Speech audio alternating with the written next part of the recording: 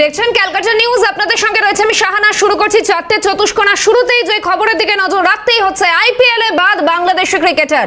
বলিউড বাদশাহ দল থেকে বাদ মুস্তাফিজুর রহমান। মুস্তাফিজুর বিতর্কে হস্তক্ষেপ করলো বিসিসিআই, বাঁহাতি পেসারকে ছেড়ে দেওয়ার নির্দেশ।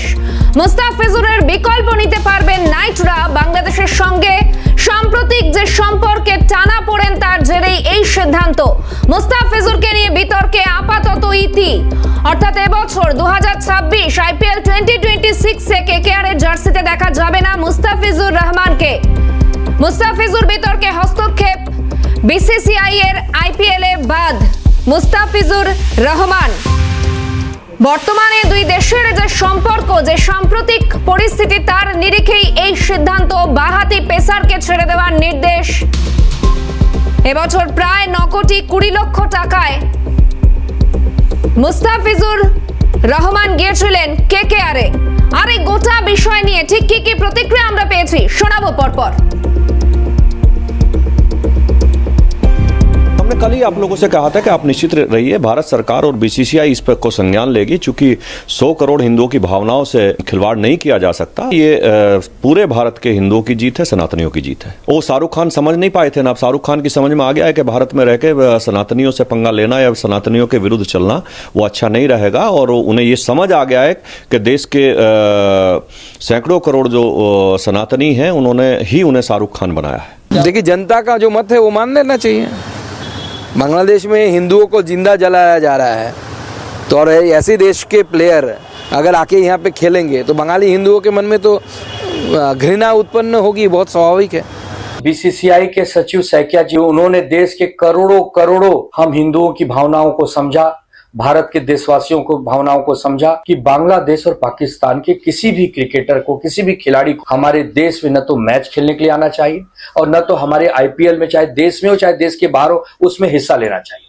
हम सब पहले दिन से विरोध कर रहे हैं कि जब तक बांग्लादेश और पाकिस्तान घुटने पर बैठकर क्षमा याचना हमारे देश से नहीं करता है, उसके टीम को पूरा बहिष्कार होना चाहिए। और बीसीसीआई ने हमारी भावना को समझा, उन्होंने केकेआर को एक आदेश दिया है कि उस रहमान प्लेयर को आप ड्रॉप कीजिए।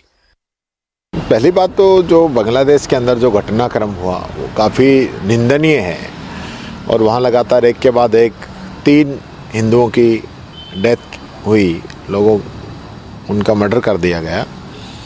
तो हमारी विदेश नीति क्या कर रही है? और एक खिलाड़ी को केकेआर में नहीं खेलने से आप उसका बदला ले लेंगे या इस पर रोक लगा देंगे, किस प्रकार की आपकी दोहरी नीति है? जब ऑपरेशन सिंदूर चल रहा था, पहलगाम अटैक हुआ, और उसके बाद हिंदुस्तान और पाकिस्तान का मैच हो रहा है, उसमें तो आप बोल नहीं रहे थे। मैं पूछना चाहता हूँ इस सरकार से, तो दोहरी नीति क्यों है? मिस्टर केकेआर क्योंकि अपने आप को कभी भी बड़ा, मतलब बड़ा तो मानते ही हैं, तो वो तो कुछ कहेंगे नहीं, तो उन्होंने एक शब्द भी नहीं बोला इस विषय पे टिल नाउ, अभी तक। एक बात, आप देश से ऊपर नहीं, आप बहुसंख्यक सनातनियों से ऊपर नहीं। बस आपको इतना ही कहूंगा कि आप अभी भी अगर आके बोले कि हाँ सॉरी मैं हिंदुओं के साथ खड़ा नहीं हुआ था, आगे से होऊंगा, और बांग्लादेश में जो लोग मारे जा रहे हैं हिंदू, मैं उसके अगेंस्ट हूं, मैं अपने हिंदू भाइयों के साथ खड़ा हूं, आप आके बोलिए, हमें आपसे कोई प्रॉब्लम नहीं। ये सरकार ने जो फैसला लिया है, अगर ये सरकार फैसला पहले ले लेते, दंगे का तो उनको पता था, बांग्लादेश में क्या हो रहा है ये भी पता था। सवाल ये है कि जिस वक्त खरीदारी हुई उससे पहले ये फैसला लेना था। ये सरकार ने कहीं ना कहीं देश में एक नैरेटिव सेट करके हिंदू मुसलमान का इस तरह से फैसला बाद में लिया है। सरकार की चूक है, सरकार को मानना चाहिए। इसमें शाहरुख खान की कोई गलती नहीं है। जब बीसीसीआई की तरफ से उसको ये अनुमति थी कि वो खरीदे तो उसने खरीद लिया।